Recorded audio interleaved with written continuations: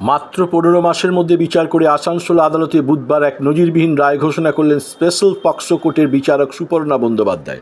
14 বছরের নাবালিকা মেয়েকে ধর্ষণ করে খুনে দোষী সাব্যস্ত বাবার মৃত্যুদণ্ড বা ফাঁসির নির্দেশ দিলেন বিচারক। আসানসোল আদালত সূত্রে জানা গেছে, এই মামলার সরকারি আইনজীবীর দাবি, এই প্রথম এখানে কোনো মামলা সর্বোচ্চ সাজা হিসেবে দোষী সাব্যস্ত কোনো আসামির মৃত্যুদণ্ডের সাজা হলো, তাও আবার 1 বছর 3 মাসের মধ্যে। সাজাপ্রাপ্ত ব্যক্তি পশ্চিম বর্ধমান জেলার আসানসোল হীরাপুর থানার বানপুরের নরসিংহ বাঁধের কচুবাগান এলাকার বাসিন্দা। এই মামলার সরকারি আইনজীবী বা পিপি হিসেবে ছিলেন সোমনাথ চট্টরাজ। আইও বা তদন্তকারী অফিসার হিসেবে ছিলেন আসানসোল দুর্গাপুর পুলিশ কমিশনারের হীরাপুর থানার এসআই বা সাব ইন্সপেক্টর শুভাশিস বন্দ্যোপাধ্যায়। হীরাপুর থানা 2024 সালে 14ই মে মৃতার মায়ের করা একটি লিখিত অভিযোগের ভিত্তিতে এই মামলা করা হয়েছিল। গ্রেপ্তার করা হয়েছিল মৃতার বাবাকে। তার বিরুদ্ধে পক্সো আইনে 6 নম্বর ধর্ষণ, আইপিসি বা ভারতীয় দণ্ডবিধি 302 নম্বর, খুন 201 নম্বর তথ্য প্রমাণ লোপাট ধারায় মামলা করা হয়। সরকারি আইনজীবী এদিন বলেন, গত সোমবার স্পেশাল পক্সো কোর্টের বিচারক সুপর্ণা বন্দ্যোপাধ্যায় আইওর দেওয়ার তথ্য প্রমাণাদির ভিত্তিতে ও সওয়াল জবাব শেষে নির্যাতিতার বাবাকে দোষী সাব্যস্ত করেছিলেন। এদিন সব পক্ষের বক্তব্য শোনার পরে বিচারক দোষী সাব্যস্তের বিরুদ্ধে পক্সো আইনে 6 নম্বর ও আইপিসি 302 নম্বর ধারায় ফাঁসির নির্দেশ দেন।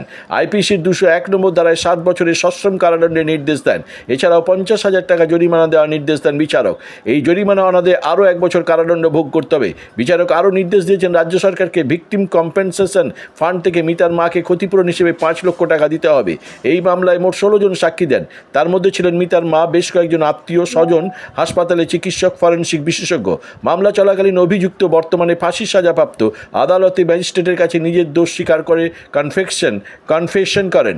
জানা গেছে 2024 সালের 12ই মে রাতে অন্য দিনের মতো হীরাপুর থানার বানপুরের নরসিংহ বাঁধের কচুবাগানের বাসিন্দা 14 বছরের ওই নাবালিকা বাবা, মা ও ভাই বোনের সঙ্গে ঘুমিয়েছিল। পরের দিন অর্থাৎ 13ই মে সকালে ঘুম থেকে উঠে মা দেখেন মেয়ের মুখ পর্যন্ত চাদরে ঢাকা।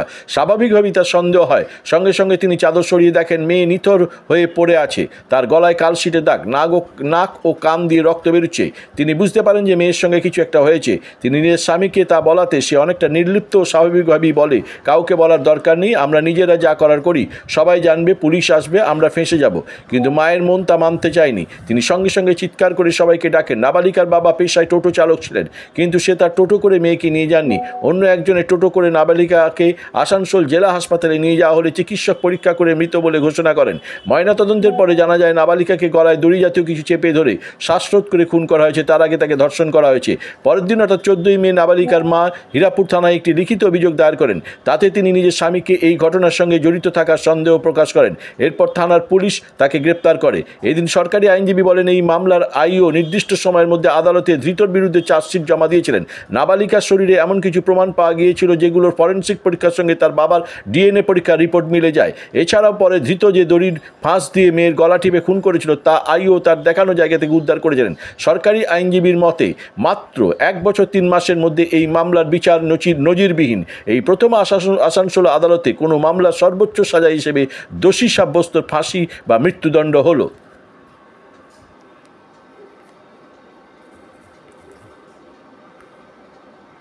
আজকে আমাদের মহামান্য পক্সো আদালত একটি রেপ এবং মার্ডার কেসে আসামিকে মৃত্যুদণ্ড দিয়েছে। এই মামলায় ঘটনাচক্রে যিনি ভিকটিম তিনি হচ্ছেন আসামির নিজের মেয়ে, বয়স ছিল 14 বছর। 12ই মে 2024 রাত্রেবেলায় খাওয়া দাওয়ার পর ভিকটিম তার বাবা, মা এবং ভাই বোনদের সঙ্গে শুতে যায়। পরের দিন 13 তারিখ সকালবেলায় উঠে ভিকটিমের মা দেখে যে ভিকটিমের মুখ অবধি চাদর দেওয়া। ওনার সন্দেহ হয়, উনি চাদরটা সরায়। চাদরটা যখন সরায় তখন দেখে যে ভিকটিমের নাক এবং কান দিয়ে রক্ত বেরোচ্ছে এবং গলায় একটা কালশিটের দাগ। এরপর ভিকটিমের মা চিৎকার চেঁচামেচি করে। অদ্ভুতভাবে ভিকটিমের যিনি বাবা মানে অভিযুক্ত, তার কোনো আনইউজুয়াল রিয়াকশান ছিল না, বরঞ্চ সে ইনসিস্ট করতে থাকে মাকে যে পুলিশ ডেকে লাভ নেই, হসপিটালে নিয়ে গিয়ে লাভ নেই, নাহলে আমরা ফেঁসে যাব। কিন্তু ভিকটিম এরপর চেঁচামেচি শুরু করে, নিজের আত্মীয়দের জানায়, যারা বাড়ির যারা মালিক তাদের জানায়, তারাও এসে চাপাচাপি করাতে অবশেষে ভিকটিমকে হসপিটালে নিয়ে যাওয়া হয়। তাতেও আসামি টোটো চালক, সে নিজের টোটোতে নিয়ে যায়নি, একটা অন্য টোটো করে নিয়ে যাওয়া হয় এবং হসপিটালে ডাক্তার ভিকটিমকে মৃত বলে ঘোষণা করে। এরপর পোস্টমর্টমে যেটা পাওয়া যায় যে ভিকটিমকে শ্বাসরোধ করে খুন করা হয়েছে এবং খুন করার আগে তাকে রেপ করা হয়েছে। 14 তারিখ ভিকটিমের যিনি মা তিনি অভিযোগ দাখিল করেন যে তার সন্দেহ যে ভিকটিমের বাবা এই কুকর্মটা করেছে। এরপর পুলিশ তদন্ত শুরু করে। তদন্ত শেষ করে পুলিশ অভিযুক্তের বিরুদ্ধে চার্জশিট দাখিল করে। এই মামলায় যিনি ইনভেস্টিগেটিং অফিসার কিছু খুবই গুরুত্বপূর্ণ তথ্য প্রমাণ কোর্টের সামনে পেশ করেছিল। যেমন এই মামলায় ভিকটিমের যে ভ্যাজাইনাল সোয়াব সেইখানে অ্যাকিউজডের ডিএনএ পাওয়া গেছিল। যে চাদরটার উপর ভিকটিম শুয়েছিল সেই চাদরটা যখন সিজ করে সেখানেও একটা স্টেন পাওয়া গেছিলো। সেই স্টেন থেকে যে ডিএনএ পাওয়া যায় সেটাও অ্যাকিউজডের ডিএনএ বলে এফএসএল কনফার্ম করে। এছাড়া রিমান্ডে থাকাকালীন অ্যাকিউজডের দেখানো মতো একটা দড়ি রিকভারি হয়। সেই দড়িটাও এফএসএলে পাঠানো হয়েছিল।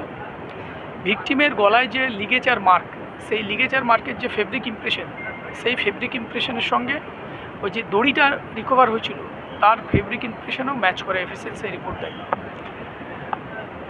বিচার চলাকালীন 16 জন সাক্ষীকে এক্সামিন করা হয়েছিল।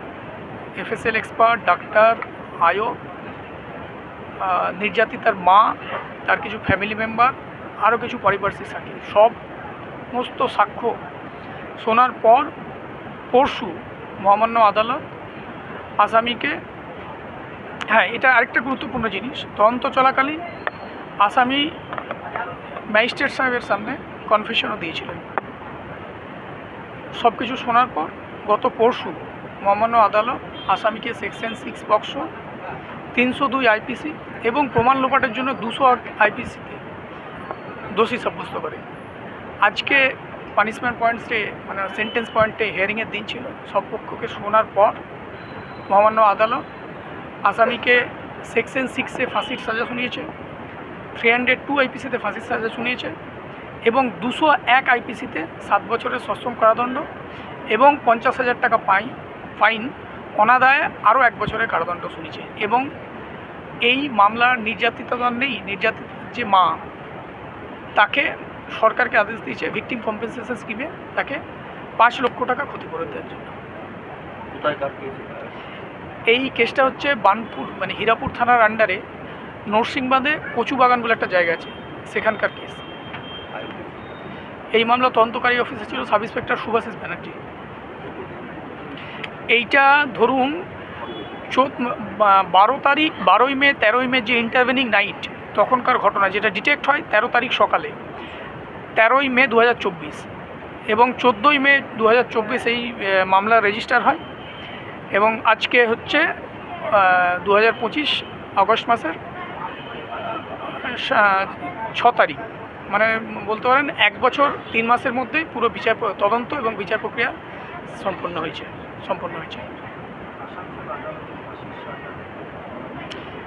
দেখুন, আমার মনে হয় সিনিয়র আইনজীবীরা আরও ভালো বলতে পারবেন, তবে আমি যতদূর শুনেছি আসানসোল আদালতে এর আগে ফাঁসির উদাহরণ নেই, সম্ভবত এটাই প্রথম ফাঁসি।